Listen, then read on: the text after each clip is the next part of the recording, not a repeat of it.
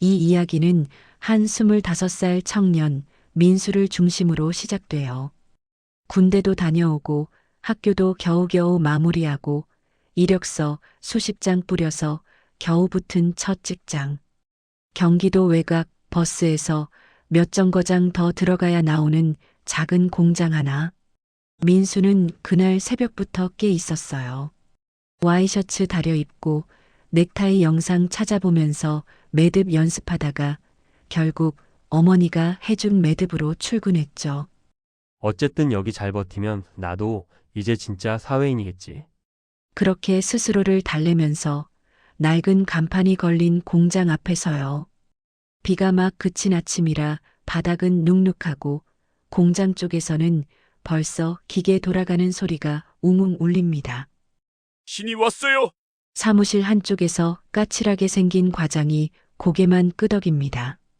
아, 네. 오늘부터 생산관리로 입사한 김민수라고 합니다. 응, 그래요. 일단 저기 빈자리 앉아요. 점심 전에 공장 한번 돌면서 설명해 줄게요. 처음엔 머리 아플 거예요. 그래도 버텨요. 다 그렇게 버텨서 남아있는 거니까. 말은 툭툭하지만 나쁜 사람은 아닌 것 같은 과장.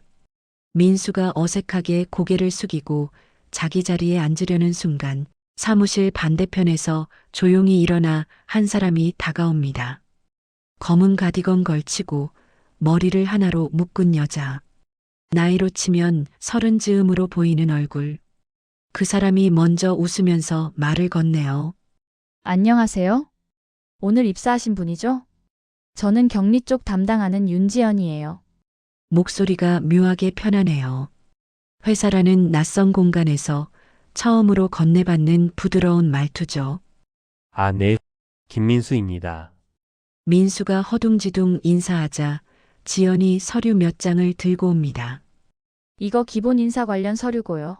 주민등록 등본은 제출하셨다고 해서 사인만 하시면 돼요. 사원카드는 오후에 나올 거예요. 처음이라 긴장 많이 하셨죠?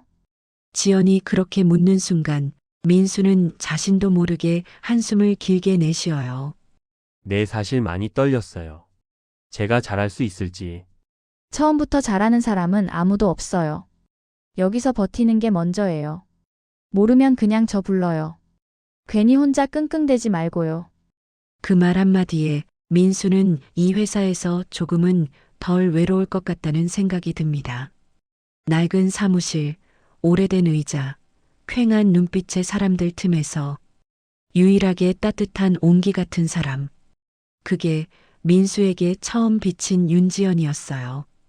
일은 정신없이 몰아닥치지만 하루 중 잠깐 숨 쉬는 시간이 있어요. 바로 점심시간이죠. 그날도 민수는 구내식당 앞에서 쟁반을 들고 어정거리다가 어디에 앉아야 덜 어색할지 주변 눈치를 보고 있었어요. 그때 저쪽에서 지연이 손을 살짝 들어 보입니다. 김민수 씨, 여기요. 이쪽으로 와요. 민수는 구해준 사람 만난 것처럼 후다닥 달려가요. 같이 앉아도 돼요? 그럼요. 처음엔 같이 있는 사람이 한 명이라도 있는 게 좋죠. 민수 씨는 어디 살아요? 저는 원래는 부모님이랑 인천에 살고요. 여긴 출퇴근이 너무 멀어서 근처에 원룸 잡으려고 알아보고 있어요. 아, 그럼 힘들겠네요. 저도 처음엔 버스 2번 타고 다니다가 결국 근처로 옮겼거든요. 지연 씨는 여기 오래 다니셨어요? 이제 5년 넘었네요. 대학교는 못 갔어요. 집이 좀 사정이 있어서요.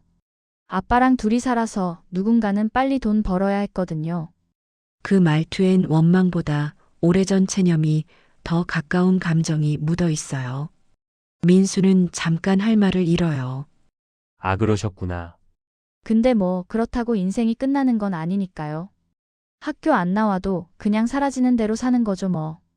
지연은 일부러 가볍게 말하지만 그 안에는 쉽지 않았던 시간들이 덩어리째 들어가 있어요. 그래도요, 전 요즘 좀 괜찮아요. 지연이 숟가락을 내려놓으며 말해요. 왜요? 혼자 버티는 느낌이 덜하니까요. 같이 일하는 사람이 한 명 더 생겼잖아요. 적당히 농담처럼 건넨 말인데 민수의 귀에는 조금 다르게 들려요. 가끔씩 공장에서 문제가 생기면 민수는 제일 먼저 떠올리는 사람이 지연이에요. 이거 정산 어떻게 해야 되는지 모르겠는데요. 선적 서류 도저히 감이 안 와요.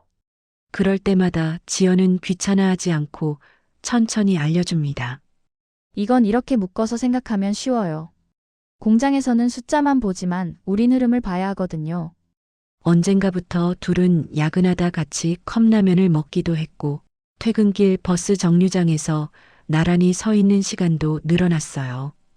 어느 날 버스를 기다리다가 쌀쌀한 바람이 불어와 지연이 팔을 만지며 말해요. 이제 곧 겨울이네. 민수는 잠깐 망설이다가 조심스럽게 묻습니다. 지연 씨는 추울 때 혼자 집에 들어가면 좀 그렇지 않아요? 지연이 웃어요. 이젠 익숙하죠, 뭐. 그냥 텔레비전 켜놓고 밥 먹고 자고. 똑같아요, 다들. 잠깐 침묵이 흐르다가 민수가 아주 작은 용기로 한마디를 꺼냅니다. 혹시 가끔은 저랑 밥 먹을래요? 퇴근하고 너무 피곤하지 않을 때.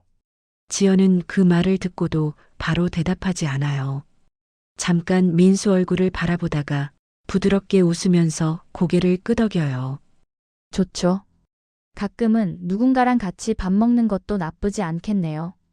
그날 이후로 둘 사이에는 동료라는 말로는 부족한 온기가 조금씩 스며들기 시작합니다. 시간은 생각보다 빠르게 흘러가요. 함께 야근하고 같이 밥 먹고 주말에 잠깐 카페에서 만나 이런저런 얘기를 하는 사이 둘은 자연스럽게 연인이 됩니다. 크게 고백을 한 것도 아니에요. 그냥 어느 날 지연이 말해요. 우리 그냥 솔직해지자. 나 민수 씨 좋아해요. 민수는 그동안 목구멍까지 올라왔다가 삼켰던 말을 그제야 꺼냅니다. 저도요. 처음부터 지연 씨 좋았어요. 그렇게 둘은 조용히 사귀기 시작해요. 회사 사람들에게 대놓고 알리진 않지만 눈치 빠른 몇몇은 이미 알고 있는 눈치였죠. 어느 날 점심시간이 끝나갈 무렵 사무실 문이 열리면서 사장이 들어옵니다.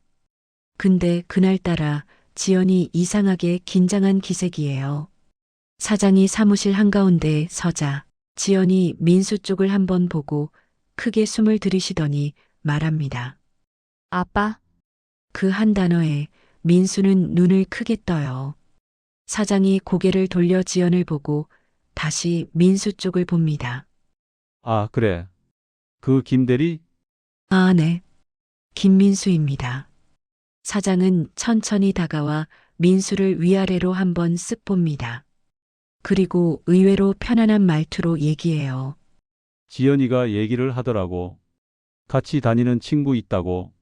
민수의 귀끝이 붉게 달아오릅니다. 아, 예, 저희가 말을 더듬는 민수를 보면서 지연이 웃음을 참으며 옆에서 한마디 거들어요. 아빠, 제가 좋다고 했어요. 민수 씨 괜찮은 사람이에요. 사장은 잠시 민수를 보다가 입꼬리를 아주 살짝 올립니다. 그래 보여요. 젊은데도 일도 열심히 하고 책임감도 있고. 뭐 지연이가 좋다는데 내가 뭐라 하겠나? 그 말에 민수는 안도의 숨을 내쉬어요. 다행이다. 이제 조금은 여기서도 인정받는 느낌이네. 하지만 그날 이후로 민수는 한 가지 묘한 장면들을 자꾸 목격하게 됩니다. 늦은 시간 사무실에 둘만 남은 사장과 지연. 평범한 대화인데 너무 조심스러워요. 아빠, 오늘 너무 무리하지 말라니까. 괜찮다. 너나 일찍 들어가라. 그 말 속에 설명할 수 없는 긴장감이 섞여 있어요. 마치 서로의 기분을 지나치게 살피는 사람들처럼. 민수는 처음엔 그냥 둘이 오래같이 살아서 그런가 보다 라고 생각합니다. 아버지와 딸이니까 그럴 수 있다고 굳이 깊게 생각하지 않으려 해요. 어쨌든 사장에게 인정받았다는 사실은 민수에게 꽤 큰 위로이자 힘이었어요. 사장은 가끔 민수 어깨를 두드리며 말합니다. 앞으로 여기 내가 좀 더 이끌어봐라. 젊은 사람이 움직여야 회사가 크지. 그 말에 민수는 마음이 벅차오르죠. 그에게 이 회사는 낡았지만 자기 세계를 만들 수 있는 첫 무대였어요. 그리고 그 무대 위에는 함께 웃어주는 여자가 하나 있었고요. 어느 날 퇴근 무렵 사무실이 조금 한산해진 시간에 지연이 민수 자리로 슬쩍 다가옵니다. 오늘 퇴근하고 잠깐 얘기할 수 있어요? 무슨 일 있어요? 별건 아니고 그냥 얘기 좀. 그날 저녁 회사 근처 조용한 분식집.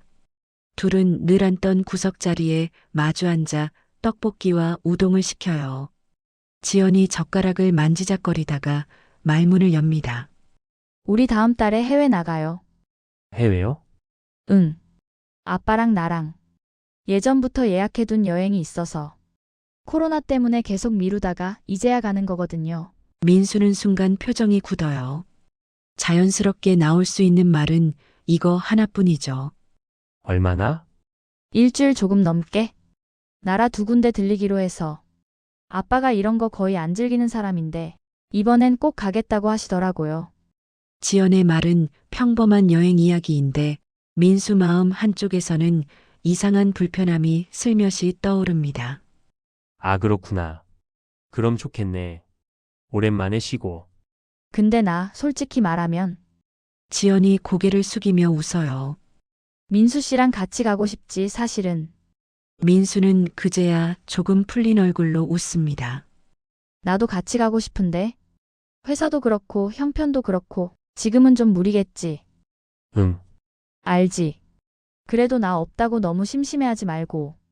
며칠 뒤 사장은 민수를 따로 부릅니다. 너도 휴가 좀 써라. 저요? 전 그냥 여기 있으면서 정리 좀 하고요. 아니라. 그동안 야근도 많이 하고 주말에도 나왔잖아. 지연이 없을 때 너 혼자 있으면 허전할 거다. 그냥 푹 자고 푹 쉬어. 사장의 말투에는 진심 어린 배려처럼 느껴지는 무언가가 있어요. 민수는 고개를 숙이며 말합니다.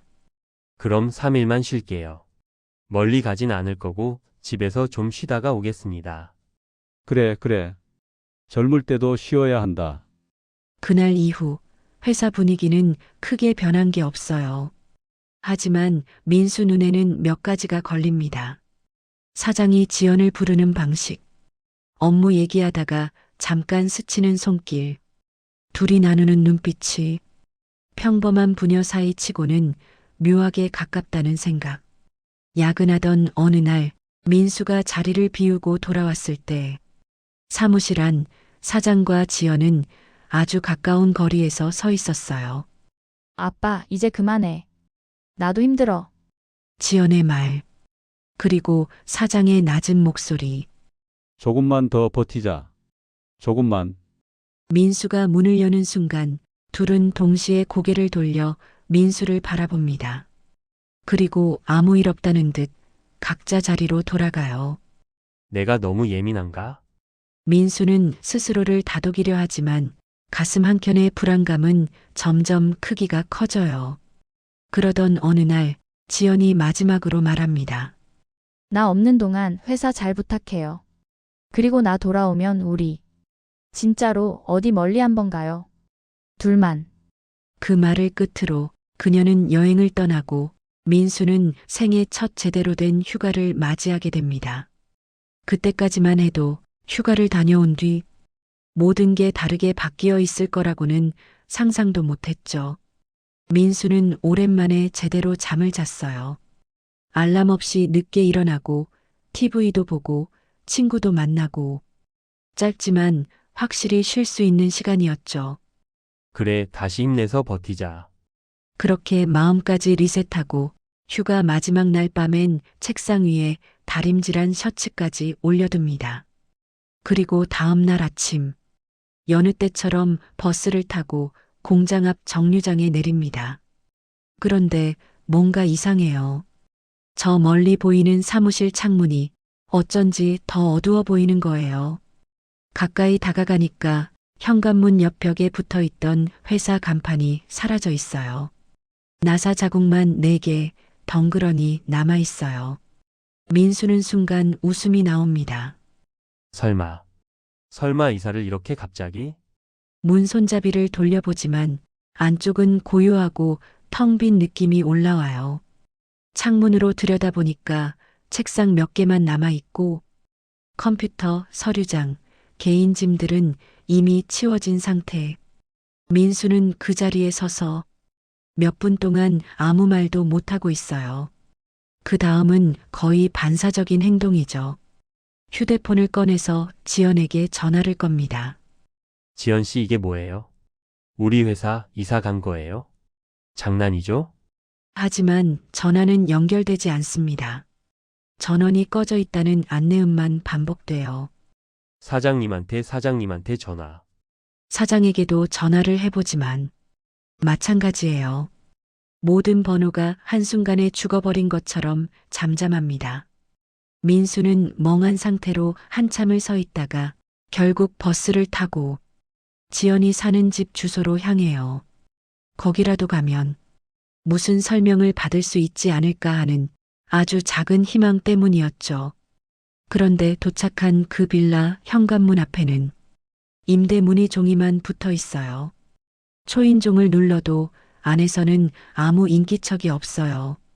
계단에 쪼그려 앉은 민수는 어느 순간 손에 쥔 휴대폰을 내려다보면서 중얼거립니다. 이게 뭐야?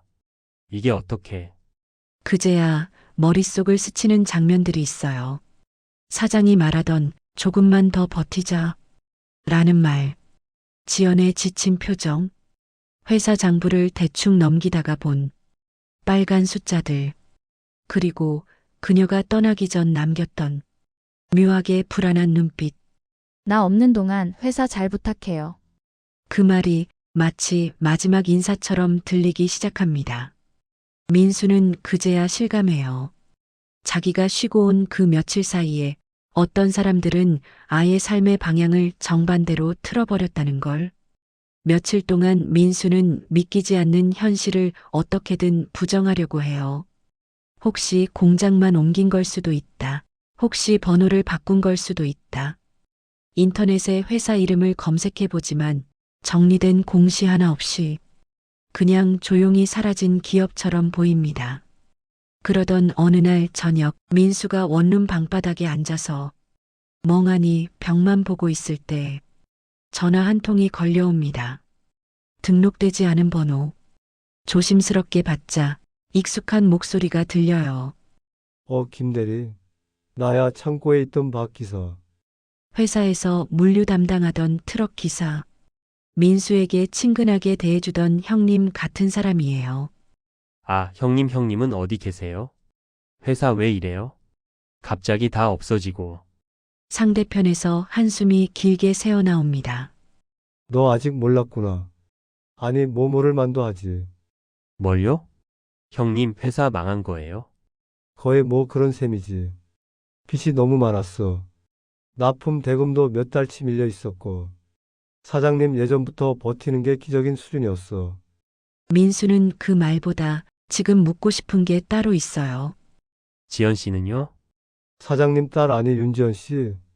어디 있는지 아세요? 전화 너머의 침묵이 길어집니다. 그 침묵 끝에 나온 말은 민수가 상상하던 것 중 제일 듣고 싶지 않은 종류였어요. 그 민수야. 지연 씨 사장님 딸 아니야. 네? 둘이 사실혼 관계야. 오래된 사이. 딸이라고 한 건 그냥 사람들 입 막으려고 그런 거야. 민수는 순간 숨이 턱 막혀요. 아니 형님. 무슨. 둘이 같이 산다면서요. 지연 씨가 아빠라고. 그래. 같이 살긴 했지. 근데 그게 우리가 아는 그런 부녀 사이는 아니었다는 거지. 박 기사는 조심스럽게 말을 이어가요. 나도 처음엔 딸인 줄 알았어. 근데 술 한잔 하다 보니까 옛날에 같이 일하던 사람들 입에서 이상한 얘기들이 나오더라고. 둘이 원래부터 그런 사이였다는 얘기도 있고, 회사 시작할 때부터 같이 있었다는 얘기도 있고. 그동안 민수 눈앞에서 스쳐 지나갔던 장면들이 한꺼번에 떠오릅니다. 서류를 주고받는 손길, 서로를 부르는 목소리의 온도, 늦은 밤 사무실에 둘만 남았을 때의 공기. 설마. 민수는 그 말을 입 밖으로 꺼내지 못해요. 박 기사의 목소리는 더 조용해집니다. 너 많이 좋아했지? 지연 씨. 네. 나도 그 눈빛 보면 알겠더라. 근데 어른들이라고 다 정리된 사람들은 아니거든. 사장님도 지연 씨도 각자 사정이 있었겠지. 민수가 끝내 묻습니다. 저를 이용한 걸까요? 반대편에서 한참 동안 말이 없어요. 한참 뒤에야 박 기사가 답합니다. 그건 나도 모르겠다. 근데 하나는 확실해. 너한테 미안해할 거야, 둘 다. 그럼 왜 떠나기 전에 한마디 말도 안 했을까요? 그걸 말하면 너 못 떠나게 잡았을 테니까. 전화는 그렇게 끝납니다. 민수의 손에서 휴대폰이 천천히 미끄러져요. 허공에 떠있던 불안감들이 하나의 윤곽을 가진 진실로 변하는 순간입니다. 그날 밤 민수는 자신이 쓰던 업무용 서류 가방을 한 번 더 뒤져봅니다. 그 안에는 정리 못한 서류 몇 장, 점심 먹고 사다 놓고 깜빡했던 초콜릿, 그리고 작은 접힌 메모지가 하나 보인다. 민수에게. 볼펜으로 또박또박 써내려간 글씨. 민수는 조심스럽게 종이를 펼칩니다. 민수야. 이 편지를 볼 때쯤이면 나는 아마 여기 없을지도 모르겠다. 처음부터 이상한 문장. 하지만 그는 끝까지 읽어나갑니다. 너랑 일하는 시간, 나한텐 참 오랜만에 찾아온 평범한 날들이었어. 우리가 같이 밥 먹고, 같이 야근하고, 같이 버스 기다리던 그 시간들이 나한텐 참 고맙고 미안했어. 민수의 손이 조금씩 떨려요. 내가 어떤 사람인지, 이 회사가 어떤 상황이었는지 얘기해야 할 것들이 많았는데 끝까지 솔직해지지 못해서 미안해. 아마 넌 나를 원망하는 게 맞을 거야. 그래도 너는 정말 좋은 사람이야. 적어도 네가 내 잘못이 아닌 일로 너 자신을 미워하지만 않았으면 좋겠어. 그리고 마지막 문장. 부디 너만은 꼭 행복해졌으면 좋겠다. 정말로 미안하고 고마웠어. 민수는 그 자리에서 한동안 아무 말도 못하고 앉아 있습니다. 그의 머릿속에는 두 가지 생각이 동시에 떠올라요. 나를 이용한 걸까? 그래도 그 마음만큼은 진심이었을까? 지연이 보여줬던 웃음, 야근 끝에 같이 먹던 컵라면, 버스 정류장에서 불어오던 겨울 바람 속에서 서로의 손을 잠깐 잡던 순간들. 그 모든 게 연기였다고 말해버리기에는 너무 구체적이고 너무 따뜻했어요. 그러나 동시에 모든 진실을 숨긴 채 떠나버린 것도 사실이죠. 민수는 원망과 그리움, 분노와 이해 사이에서 갈피를 잡지 못한 채 밤새도록 뒤척입니다. 시간이 조금 흐릅니다. 밀린 월급은 결국 받지 못해요. 법적으로 어떻게 해보려고 알아보지만 회사의 이름은 이미 사라졌고 사장은 어디에도 나타나지 않습니다. 주변 사람들은 말합니다. 야, 어차피 인생 살다 보면 그런 일 한 번쯤은 겪는다. 젊어서 고생했다 쳐. 다음 회사 가면 더 잘할 거야. 하지만 그 말들이 민수 마음 한가운데까지 닿지는 않아요. 그에게 이 회사는 그냥 첫 직장이 아니라 처음으로 사랑을 느끼고 처음으로 인정받는 기분을 알게 해준 공간이었거든요. 이제 그 자리는 텅 빈 공터로 남아있고 간판 구멍 4개만. 그곳에 회사가 있었다는 걸 증명해 줍니다. 그래도 시간은 흘러가요. 방 안에 박혀만 있을 수는 없죠. 어느 날 민수는 책상 위에 네모 반듯한 새 노트를 하나 펼칩니다. 첫 장면 위에 이렇게 적어요. 이력서 김민수. 그리고 천천히 지난 몇 년 동안 자기 손으로 해온 일들을 써내려갑니다.